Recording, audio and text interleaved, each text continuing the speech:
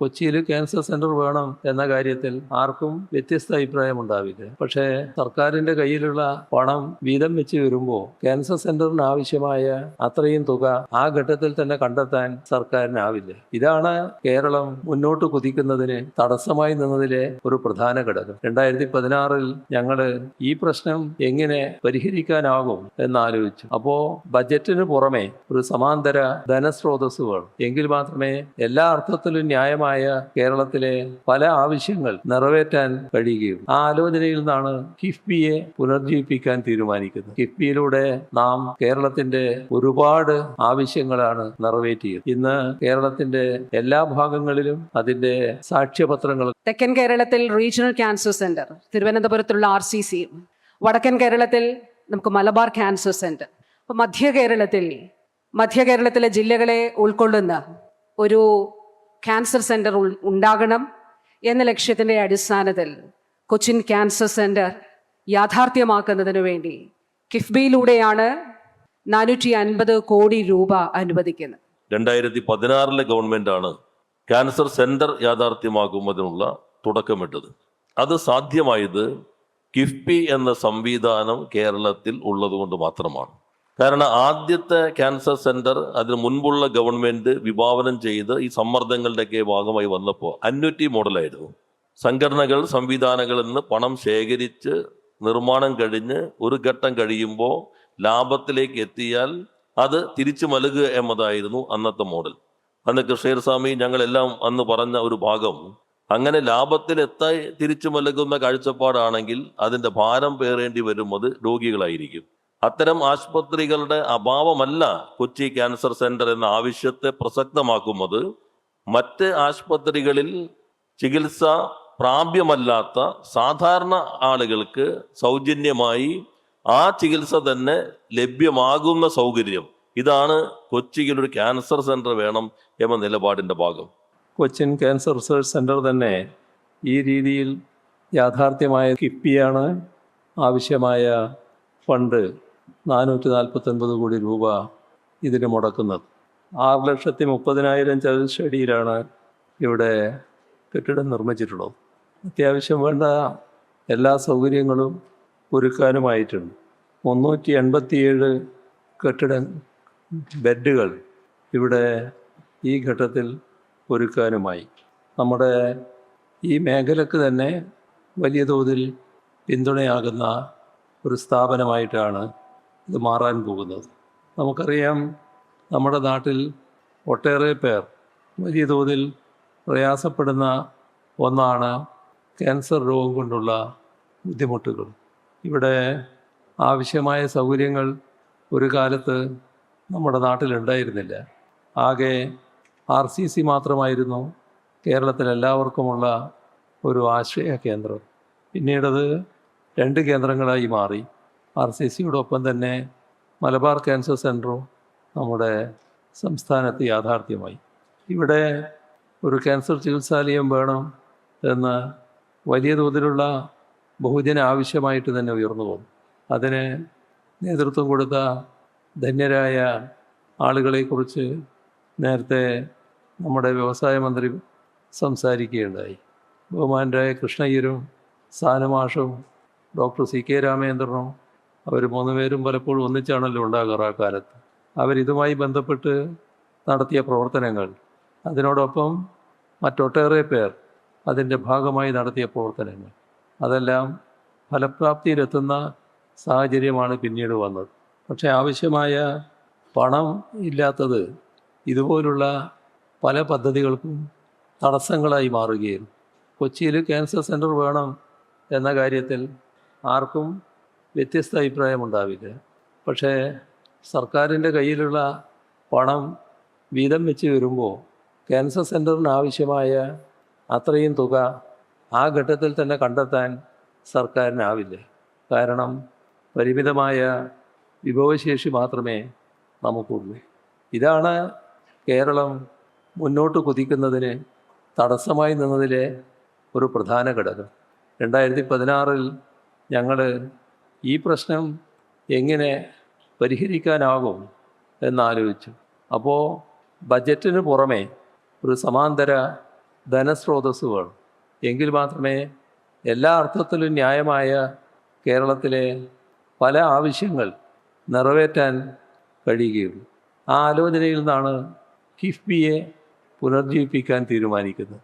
കിഫ്ബിയിലൂടെ നാം കേരളത്തിൻ്റെ ഒരുപാട് ആവശ്യങ്ങളാണ് നിറവേറ്റിയത്.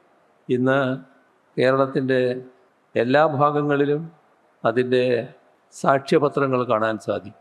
ഇവിടെ നാടിൻ്റെ വികസന പ്രശ്നം വരുമ്പോൾ അവിടെ ആ പറയുന്ന വികസനം ആവശ്യമാണോ അല്ലയോ എന്നുള്ളത് മാത്രമാണ് മാനദണ്ഡം.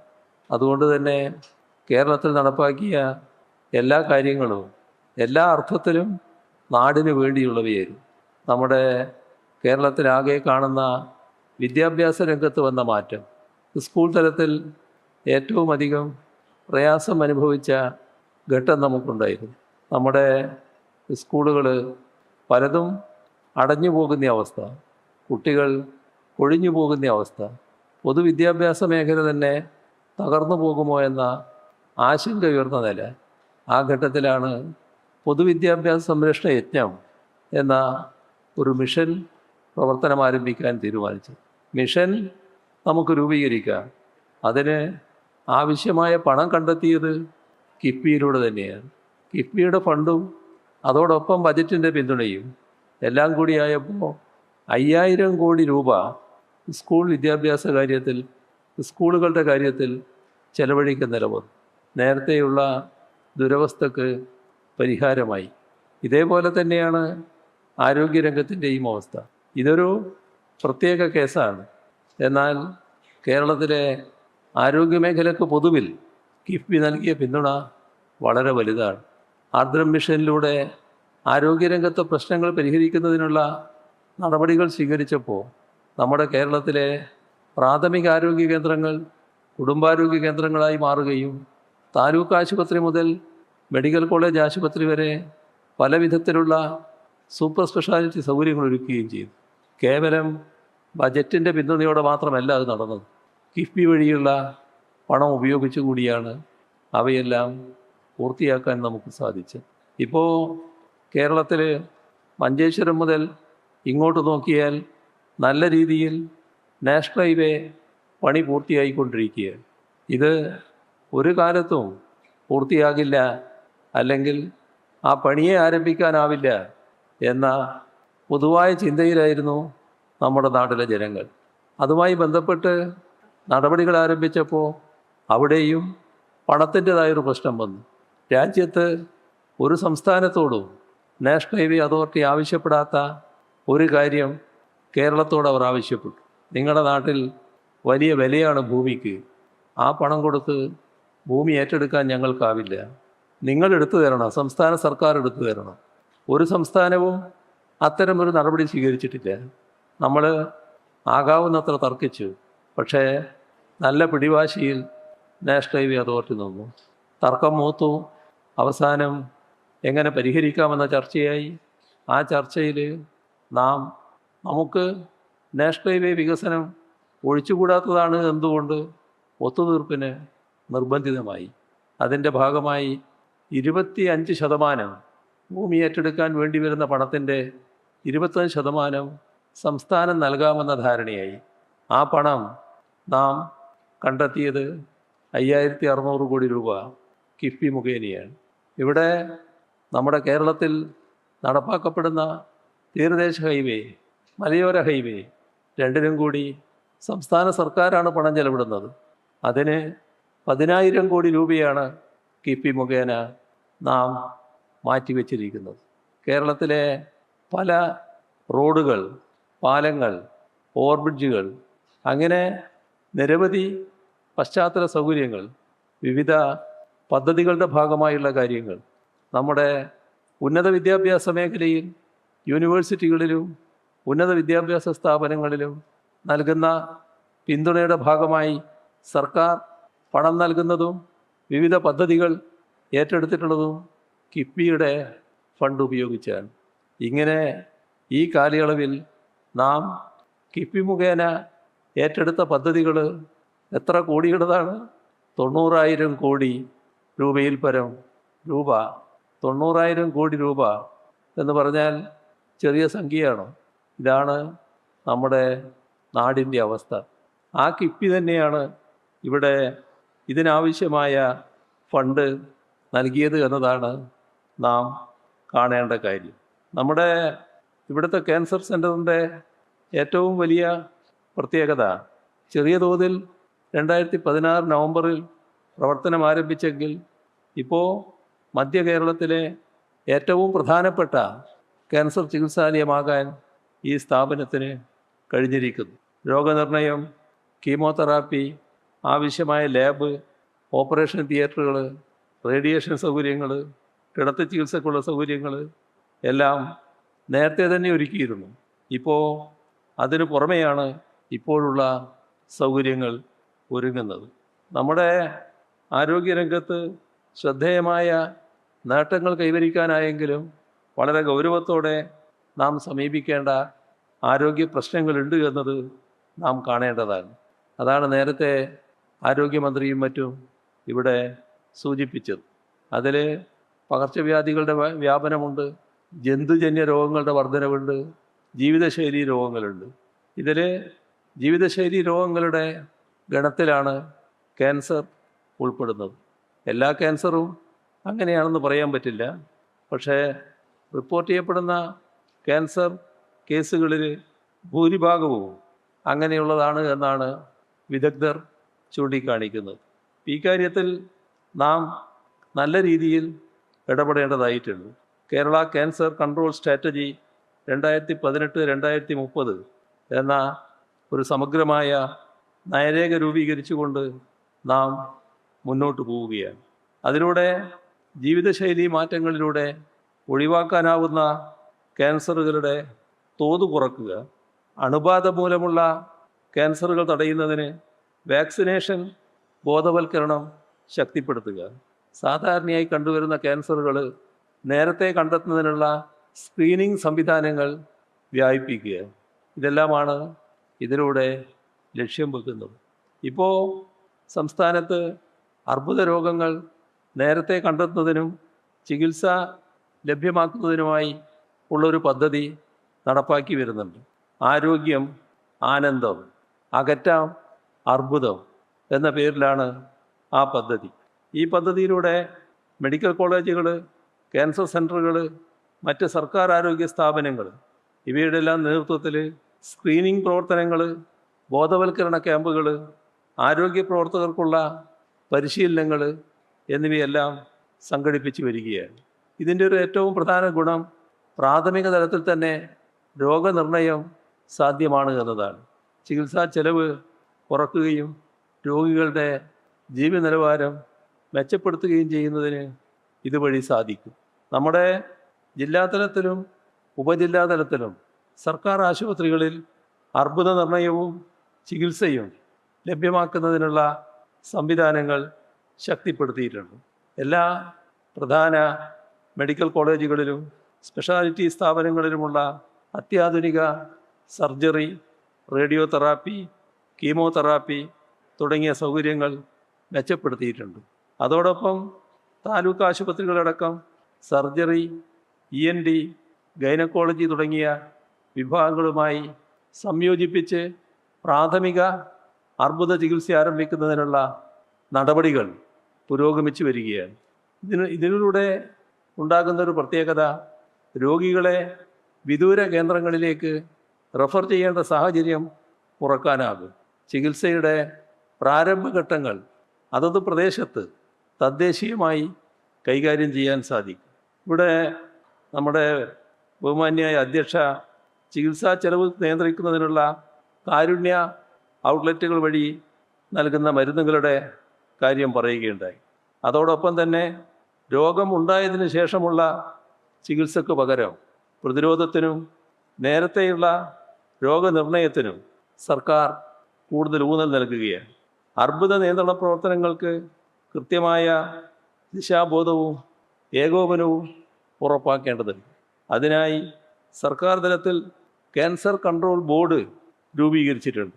ഇതെല്ലാം നമ്മുടെ സംസ്ഥാനത്ത് നല്ല രീതിയിൽ നടന്നു വരുന്നുണ്ട് എന്ന് നാം കാണും. പക്ഷേ ഇവ കൊണ്ട് മാത്രം ഇതിനെ പ്രതിരോധിക്കാനാവുമെന്ന് കരുതാൻ പറ്റില്ല. അർബുദം പോലെയുള്ള രോഗങ്ങൾ പ്രതിരോധിക്കുന്നതിന് ബഹുജനങ്ങളുടെ ആകെ ശക്തമായ പിന്തുണയും സഹകരണവും ആവശ്യമാണ്. നമ്മൾ ഓരോരുത്തരും തുടർന്നു വരുന്ന ജീവിത രീതിയുണ്ട്. അതിൽ ചിലത് തെറ്റായ ജീവിത രീതിയാണ്. ആ തെറ്റായ ജീവിത രീതി നല്ല രീതിയിൽ തിരുത്താൻ ഓരോരുത്തരും തയ്യാറാകേണ്ടതായിട്ടുണ്ട്. അതോടൊപ്പം തന്നെ മികച്ച ആരോഗ്യ പരിപാലന ശീലങ്ങൾ പിന്തുടരാനും കഴിയണം. ഓരോരുത്തരും അവരവരുടെ വ്യക്തിപരമായ ഉത്തരവാദിത്തമായി തന്നെ രോഗങ്ങളുടെ പ്രതിരോധത്തെ കാണണം.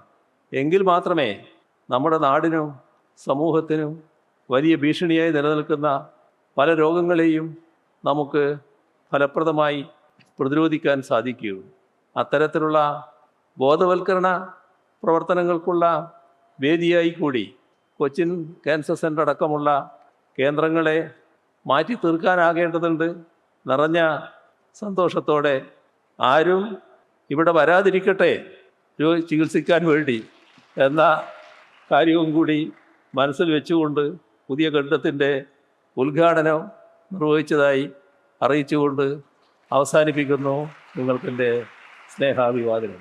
ആദരണീയനായിട്ടുള്ള സംസ്ഥാന നിയമ വകുപ്പ് മന്ത്രി, നിയമ വ്യവസായ വകുപ്പ് മന്ത്രി അഡ്വക്കേറ്റ് പി രാജീവ്, ബഹുമാന്യരായിട്ടുള്ള എല്ലാ ജനപ്രതിനിധികളും, ബഹുമാന്യരായിട്ടുള്ള MP, MLA മാർ, മറ്റ് ജനപ്രതിനിധികൾ, ഇവിടെ സന്നിഹിതനായ അഡീഷണൽ ചീഫ് സെക്രട്ടറി, ജില്ലാ കളക്ടർ ഉൾപ്പെടെ എല്ലാ പ്രിയപ്പെട്ട ഓഫീസേഴ്സും, ആരോഗ്യ വകുപ്പിലെ മറ്റ് പ്രിയപ്പെട്ടവരെ, ജനകീയ പ്രസ്ഥാനങ്ങളുടെ ബഹുമാന്യരായിട്ടുള്ള നേതാക്കളെ, വേദിയിലും സദസ്സിലുമുള്ള വിശിഷ്ട അതിഥികളെ, പ്രിയപ്പെട്ട സഹോദരി സഹോദരന്മാർ, കൊച്ചിൻ ക്യാൻസർ സെൻ്റർ 450 കോടി രൂപ കിഫ്ബിയിലൂടെ അനുവദിച്ചുകൊണ്ട് ബഹുനില കെട്ടിടവും ആധുനികമായിട്ടുള്ള ചികിത്സാ പരിശോധന സംവിധാനങ്ങളും യാഥാർത്ഥ്യമായിരിക്കുകയാണ്.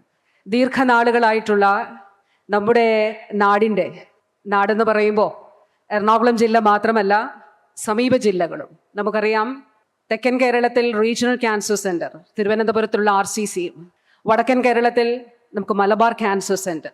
അപ്പോൾ മധ്യ കേരളത്തിലെ ജില്ലകളെ ഉൾക്കൊള്ളുന്ന ഒരു ക്യാൻസർ സെൻ്റർ ഉണ്ടാകണം എന്ന ലക്ഷ്യത്തിൻ്റെ അടിസ്ഥാനത്തിൽ കൊച്ചിൻ ക്യാൻസർ സെൻ്റർ യാഥാർത്ഥ്യമാക്കുന്നതിനു വേണ്ടി കിഫ്ബിയിലൂടെയാണ് 450 കോടി രൂപ അനുവദിക്കുന്നത്. ഇവിടെ സൂചിപ്പിച്ചതുപോലെ കഴിഞ്ഞ സർക്കാരിൻ്റെ തുടക്കകാലത്ത് 2016 നവംബർ മാസത്തിൽ ബഹുമാനപ്പെട്ട മുഖ്യമന്ത്രി കൊച്ചിൻ ക്യാൻസർ കെയർ സെൻ്ററിൻ്റെ പേഷ്യൻ്റ് കെയർ വിഭാഗം OP ഉൾപ്പെടെയുള്ളവ ആരംഭിച്ചിരുന്നു. മെഡിക്കൽ കോളേജിലാണ് ഇത് ആരംഭിച്ചത്. 10 വർഷം മുൻപ് സർക്കാർ ആരോഗ്യ മേഖലയിൽ ആരംഭിച്ച മിഷനാണ് ആർദ്രം. ആർദ്രത്തിൻ്റെ ലക്ഷ്യം, രോഗത്തിന് മുന്നിൽ ഒരാളും നിസ്സഹായരായി പോകാൻ പാടില്ല. രോഗത്തിൻ്റെ ചികിത്സ ഒരാളെയും സാമ്പത്തിക പ്രതിസന്ധിയിലേക്ക് ഏർപ്പെടുത്താനായി പാടില്ല. മാത്രമല്ല, നമ്മുടെ സമൂഹത്തിൻ്റെ രോഗാതുരത കുറയ്ക്കേണ്ടതായിട്ടുണ്ട്. അതിൻ്റെ അടിസ്ഥാനത്തിൽ നവകേരള കർമ്മ പദ്ധതി 2ന്റെ ഭാഗമായി ആർദ്രം മിഷനിൽ നമ്മൾ 10 കാര്യങ്ങൾ വിഭാവനം ചെയ്തു. അതിലൊന്ന് ക്യാൻസർ പ്രതിരോധവുമായി ബന്ധപ്പെട്ടിട്ടുള്ളതാണ്. ഇവിടെ അഡീഷണൽ ചീഫ് സെക്രട്ടറി സൂചിപ്പിച്ചു, ഓരോ വർഷവും 65,000 കേസുകളിലധികം, 65,000 മുതൽ 70,000-ൽ പരം കേസുകൾ കേരളത്തിൽ പുതുതായിട്ട് ക്യാൻസർ കേസുകൾ റിപ്പോർട്ട് ചെയ്യുകയാണ്. അതിൽ ഏറ്റവും പ്രധാനപ്പെട്ട കാര്യം, ഭൂരിപക്ഷം ക്യാൻസർ കേസുകളും 4-മത്തെയോ 5-മത്തെയോ ഫേസിലാണ് കണ്ടുപിടിക്കുന്നത് എന്നുള്ളതായിരുന്നു. ബഹുമാനപ്പെട്ട മുഖ്യമന്ത്രിയുടെ നിർദ്ദേശത്തിൻ്റെ അടിസ്ഥാനത്തിൽ ക്യാൻസർ ചികിത്സ, ആധുനിക സങ്കേതങ്ങൾ ഉപയോഗിച്ചുകൊണ്ടുള്ള ക്യാൻസർ ചികിത്സ സർക്കാർ സംവിധാനത്തിൽ ലഭ്യമാക്കുന്നതിന് വേണ്ടിയിട്ടുള്ള വലിയ പ്രവർത്തനം ആരംഭിച്ചു. റീജിയണൽ ക്യാൻസർ സെൻ്റർ തിരുവനന്തപുരത്ത് ഇനി തൊട്ടടുത്ത ആഴ്ച ബഹുമാനപ്പെട്ട CM അവിടെ 14 നിലകളിലുള്ള പുതിയ കെട്ടിടം ഉദ്ഘാടനം ചെയ്യാനായിട്ട് പോവുകയാണ്. മലബാർ ക്യാൻസർ സെൻ്ററിൽ ഏതാനും മാസങ്ങൾക്ക് മുൻപ് അതിവിപുലമായിട്ടുള്ള പുതിയ അടിസ്ഥാന സൗകര്യം, പുതിയ ബ്ലോക്കുകൾ അവിടെ ഉദ്ഘാടനം ചെയ്തു. ഇന്ന് CCRC അതിമനോഹരമായി നമ്മുടെ മുന്നിൽ യാഥാർത്ഥ്യമായിരിക്കുകയാണ്. ഒരു കെട്ടിടം മാത്രമല്ല, ആധുനികമായിട്ടുള്ള എക്യുപ്മെൻസോടുകൂടി, ഏറ്റവും ആധുനികമായിട്ടുള്ള സംവിധാനങ്ങളോടുകൂടിയാണ് ഇത് നാടിനായി, ജനങ്ങൾക്കായി സമർപ്പിക്കപ്പെടുന്നത്. ഈ നാടിൻ്റെ സ്വപ്ന സാക്ഷാത്കാരം കൂടിയാണ് ഇത്.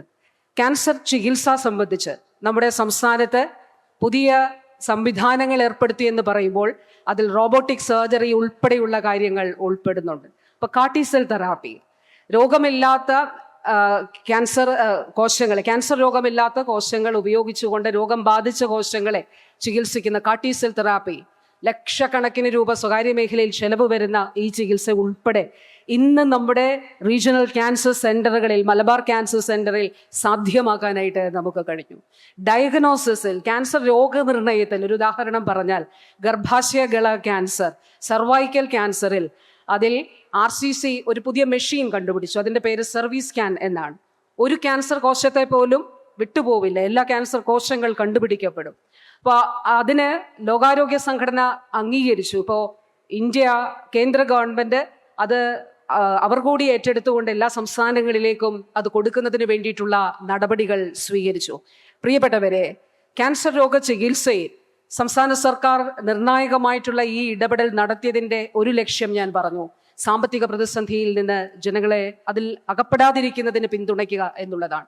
എല്ലാ സർക്കാർ ആശുപത്രികളിലും ക്യാൻസർ രോഗ ചികിത്സ കാസ്പിൽ, കാരുണ്യ ആരോഗ്യ സുരക്ഷാ പദ്ധതി പ്രകാരം പൂർണ്ണമായി സൗജന്യമായിട്ടാണ് ചെയ്ത് കൊടുക്കപ്പെടുന്നത്.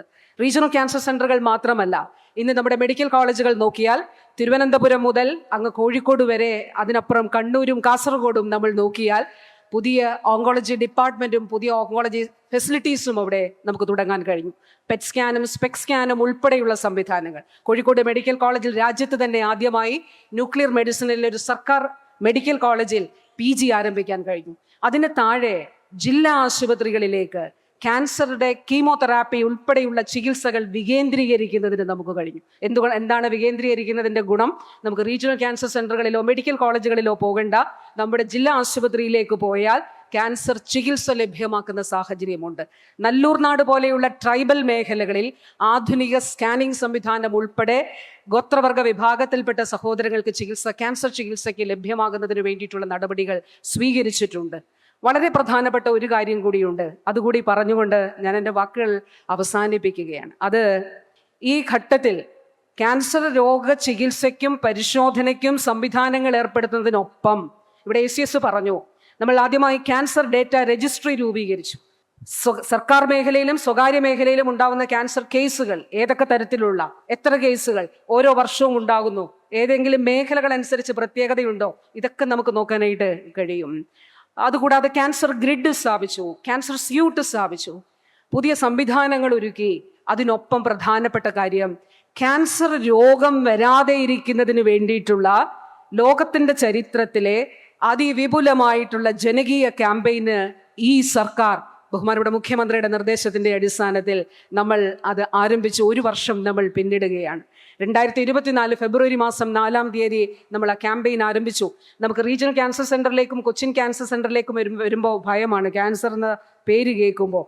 വേണ്ട, നമ്മുടെ തൊട്ടടുത്തുള്ള ജനകീയ ആരോഗ്യ കേന്ദ്രത്തിലും ആരോഗ്യ കേന്ദ്രത്തിലും പോയാൽ അവിടെ സ്ക്രീനിങ് സംവിധാനം നമ്മൾ ഏർപ്പെടുത്തി. 885 കുടുംബാരോഗ്യ കേന്ദ്രങ്ങളിൽ സ്ക്രീനിംഗ് സംവിധാനം ഏർപ്പെടുത്തി. Breast cancer, cervical cancer, oral cancer ഉൾപ്പെടെയുള്ളവ അവിടെ പരിശോധിക്കാൻ കഴിയും. 22 ലക്ഷം ആളുകൾ ഈ ക്യാമ്പയിനിൽ ഇതുവരെ പങ്കെടുത്തു കഴിഞ്ഞു. കേരളം ഒന്നാകെയാണ് ഈ പ്രവർത്തനത്തിന് നമ്മൾ കൈകോർത്ത് മുന്നോട്ട് പോകുന്നത്.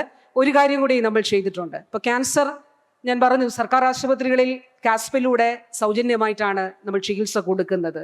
അതുകൂടാതെ കാരുണ്യ പദ്ധതി വഴി നമുക്ക് 3 ലക്ഷത്തിൽ താഴെ വരുമാനം ഉള്ളവർക്ക് കാരുണ്യയിൽ നിന്നുള്ള ഫണ്ട് ലഭിക്കുന്നുണ്ട്. ഒരു കാര്യം കൂടി ചെയ്തു, രാജ്യത്ത് ഏറ്റവും കുറഞ്ഞ വിലയിൽ, പേറ്റന്റ് നിയമങ്ങൾ നിലനിൽക്കുന്നത് മൂലം ക്യാൻസർ മരുന്നുകൾക്ക് വളരെ വില കൂടുതലാണ്. അപ്പോൾ കേരളം നമ്മുടെ നയത്തിൻ്റെ അടിസ്ഥാനത്തിൽ ചിന്തിച്ചു എങ്ങനെയാണ് ചെയ്യാൻ കഴിയുക. അപ്പോൾ KMCL വാങ്ങിക്കുന്ന വിലയ്ക്ക് ക്യാൻസർ മരുന്നുകൾ ലഭ്യമാക്കുന്നതിന് വേണ്ടിയിട്ടുള്ള സീറോ പ്രോഫിറ്റ് കൗണ്ടറുകൾ, കാരുണ്യ സ്പർശം കൗണ്ടറുകൾ എല്ലാ ജില്ലകളിലും 72 കാരുണ്യ ഫാർമസികളിൽ ഇന്ന് പ്രവർത്തിക്കുന്നുണ്ട്. ഇന്ന് രാജ്യത്ത് ഏറ്റവും കുറഞ്ഞ വിലയിൽ ക്യാൻസർ മരുന്നുകൾ നൽകുന്ന സംസ്ഥാനത്തിൻ്റെ പേര് കൂടിയാണ് പ്രിയപ്പെട്ടവരെ കേരളം എന്നുള്ളത്. ഇത് മാത്രമല്ല, നമ്മുടെ ട്രാൻസ്പ്ലാന്റ് കഴിഞ്ഞവർക്ക്, അവയവമാറ്റം കഴിഞ്ഞവർക്കുള്ള മരുന്നുകളും ഈ കാരുണ്യ സ്പർശം കൗണ്ടറുകൾ വഴി നൽകുന്നുണ്ട്. ഒരു കാര്യം കൂടി, അതായത് ഇത്രയും അധികം അടിസ്ഥാന സൗകര്യങ്ങൾ ഒരുക്കിയതോടുകൂടി നമ്മുടെ സംസ്ഥാനത്തെ സർക്കാർ മേഖലയിൽ 10 വർഷത്തിന് മുൻപുണ്ടായിരുന്ന ക്യാൻസറിന് വേണ്ടിയിട്ടുള്ള IP ബെഡുകളുടെ എണ്ണത്തിൽ 4 ഇരട്ടിയോളം വർധനവ് കേരള സംസ്ഥാനത്ത് ഉണ്ടായിരിക്കുന്നു എന്നുള്ളതാണ്. ഞാൻ വാക്കുകൾ ദീർഘിപ്പിക്കുന്നില്ല. ഈ ഘട്ടത്തിൽ ഞാൻ ഒരു ഉദാഹരണം പ്രത്യേകമായിട്ട് എടുത്ത് പറയട്ടെ. ബഹുമാനപ്പെട്ട CM ഈ കാര്യങ്ങൾക്ക് എങ്ങനെ മാർഗനിർദ്ദേശം, അത് നമുക്ക് എല്ലാവർക്കും അറിയുന്ന കാര്യമാണ്. എന്നിരുന്നാലും ഗർഭാശയ ക്യാൻസർ, സെർവൈക്കൽ ക്യാൻസർ ഉണ്ടാകാതിരിക്കുന്നതിന് വേണ്ടി കുട്ടികൾക്ക് ഉള്ള വാക്സിനേഷൻ കേരളം ആരംഭിക്കണം എന്നുള്ളത് CMൻ്റെ ഒരു പ്രോജക്റ്റ് ആയിരുന്നു. നമ്മൾ ഇതിനു വേണ്ടിയിട്ട് ബഹുമാനപ്പെട്ട CM തന്നെ ഒരു മീറ്റിംഗ് വിളിച്ചു ചേർത്തു. അപ്പോൾ ഇതിൻ്റെ കോസ്റ്റ് വളരെ ഹൈ ആണ്. HPV വാക്സിനേഷൻ്റെ വളരെ ഉയർന്ന വിലയാണ് ഉള്ളത്. അപ്പോൾ അത് നമുക്ക് കണ്ടെത്തണം, നമുക്കത് കൊടുക്കണം എന്നുള്ള ഇച്ഛാശക്തിയോടുകൂടി അതിൽ സർക്കാർ മുന്നോട്ട് പോയി. ഏതാനും മാസങ്ങൾക്ക് മുൻപ് ബഹുമാനപ്പെട്ട മുഖ്യമന്ത്രി അദ്ദേഹം സംസ്ഥാനത്ത് ഇപ്പോൾ നമ്മൾ ആരംഭിച്ചിരിക്കുന്നതിൽ 11ലും 12ലും പഠിക്കുന്ന പെൺകുട്ടികൾക്കാണ് ആദ്യമായി HPV വാക്സിനേഷൻ കൊടുക്കുന്ന പ്രോഗ്രാം കൂടി കേരളത്തിൽ ആരംഭിച്ചിരിക്കുകയാണ്. നമുക്ക് ഒരുമിച്ച് നിൽക്കാം, ക്യാൻസറിനെ പ്രതിരോധിക്കാം. ഒരാളും തളർന്നു പോകേണ്ട, ഒരാളും നിസ്സഹായത തോന്നേണ്ട. സർക്കാർ സംവിധാനങ്ങളിൽ നമുക്കിന്ന് എല്ലാ ചികിത്സകളുമുണ്ട്. ഞാൻ നേരത്തെ പറഞ്ഞ കാർട്ടിസെൽ തെറാപ്പി ഈ ഇന്ത്യയിൽ മറ്റൊരു വളരെ 1-2 സർക്കാർ ആശുപത്രികളിൽ മാത്രമേ ഉള്ളൂ. അങ്ങനെ ഒട്ടേറെ പദ്ധതികൾ. നമുക്ക് ക്യാൻസർ രോഗത്തെ ശക്തമായി പ്രതിരോധിക്കാം. രോഗാതുരത കുറഞ്ഞ സമൂഹമായി നമുക്ക് മാറാം എന്നുള്ളത് കൂടി പറഞ്ഞുകൊണ്ട് എൻ്റെ വാക്കുകൾ അവസാനിപ്പിക്കുന്നു. മിനിസ്റ്ററാണ് ഉദ്ഘാടനം. ഓക്കെ, എല്ലാവർക്കും ആശംസകൾ നേർന്നുകൊണ്ട് എൻ്റെ വാക്കുകൾ ചുരുക്കുന്നു. സ്നേഹാഭിവാദ്യങ്ങൾ. ഈ സന്ദർഭത്തിൽ നിർബന്ധമായും ഓർത്തിരിക്കേണ്ട ചില ബഹുമാന്യ വ്യക്തിത്വങ്ങൾ ഇന്ന് നമ്മളോടൊപ്പമില്ല. ജസ്റ്റിസ് VR കൃഷ്ണയ്യർ സ്വാമി, സാനു മാഷ്, Shri doctor KR Vishwambharan, doctor Sanalkumar, ഇവരെല്ലാം ക്യാൻസർ ഹോസ്പിറ്റൽ വേണമെന്നുള്ള സമരത്തിന് നേതൃത്വം നൽകിയവരാണ്. ഒപ്പം തന്നെ ഡോക്ടർ CK രാമചന്ദ്രൻ.